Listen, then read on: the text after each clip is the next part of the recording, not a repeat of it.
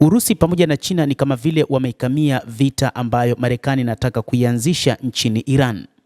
Urusi pamoja na China mara kadhaa zimekuwa zikieleza Marekani kwamba isithubutu kuanzisha vita katika nchi hiyo ya Iran. Sasa kutokana na maneno ya rais wa Marekani Donald Trump ambaye ameweka wazi kuipa siku 10 Iran kwamba ataishambulia, wakati huu Urusi na China zitaungana na Iran kufanya mazoezi ya kijeshi katika lango bahari la Hormuz.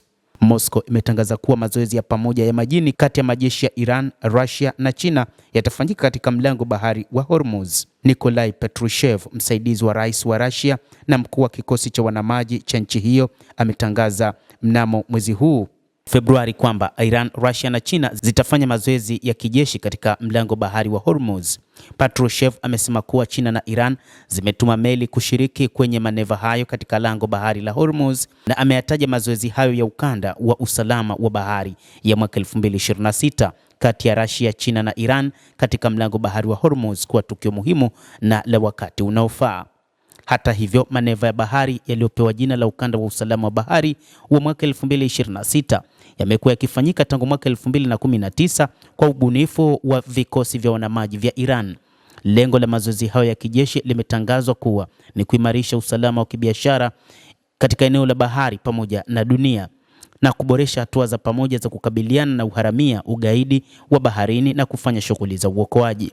Mazoezi ya pamoja ya baharini kati ya nchi wanachama wa kundi la BRICS yalifanyika mwanzoni mwa mwaka huu, lengo likiwa ni kulinda njia za baharini dhidi ya kile kinachojulikana kama uharamia wa magharibi. Maneva ya kundi la BRICS chini ya anwani ya azma ya amani ya mwaka 2026 yalifanyika kwanza kipindi cha mwezi Januari mwaka huu, na wakati huu pia yanafanyika huku Urusi pamoja na China zikiongoza maneva hayo zikishirikiana na Iran. Lakini swali kubwa limebaki ni kwa nini Urusi na China zimeanzisha mazoezi hayo, na hasa wakati huu yakiangazia zaidi katika mlango bahari wa Hormuz. Wachambuzi wa mambo wanasema kwamba ni kufuatia ongezeko la maneno mengi lakini pia na vitisho kutoka kwa rais wa Marekani Donald Trump ambaye anataka kuishambulia Iran.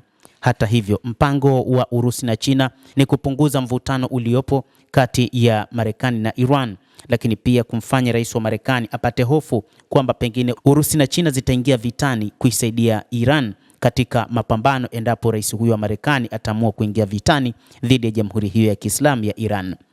Akifafanua maneva hayo ya baharini ya hivi karibuni kati ya Russia na nchi nyingine zikiwemo nchi wanachama wa kundi la BRICS, afisa huyu wa ngazi za juu wa Russia amesema mazoezi haya yanafanyika ili kulinda njia ya biashara ambazo sasa zimeathiriwa pakubwa, ikiwa ni pamoja na kile kinachoitwa uharamia wa magharibi. Hata hivyo, neno uharamia wa magharibi bado linatajwa kwamba ni mpango wa rais wa Marekani Donald Trump kuanzisha vita hivyo. Baadhi ya wachambuzi wameeleza hivyo.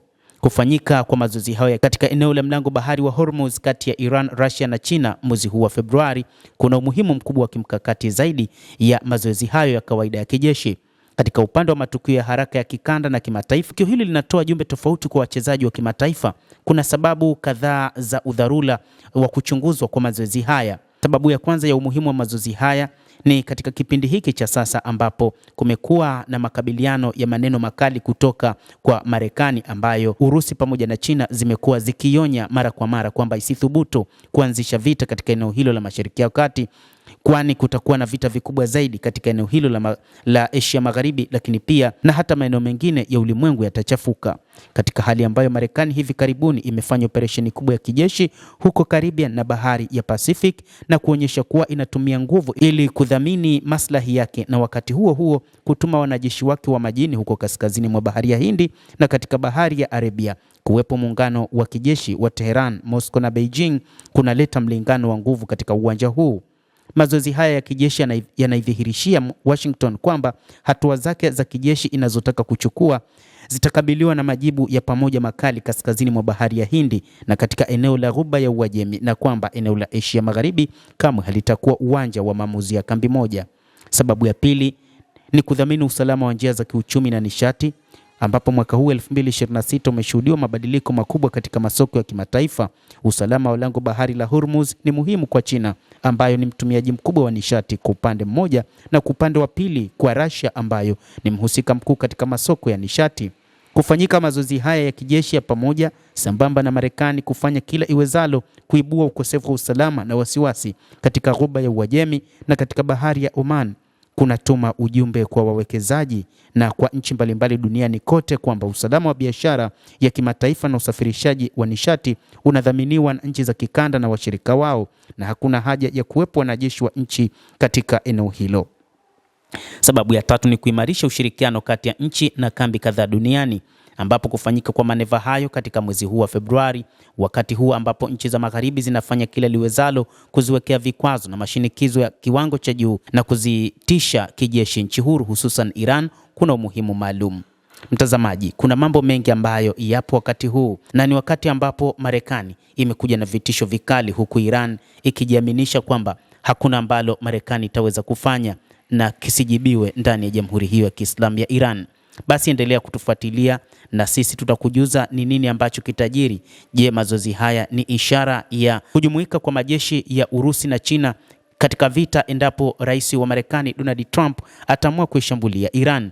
Endelea kuwa nasi, tutakufahamisha kwa mapana. Naitwa Adam Hussein. Usisahau kulike, kucomment, kadhalika kusubscribe channel yetu hii upate habari hizi kwa mapana hapa The World News.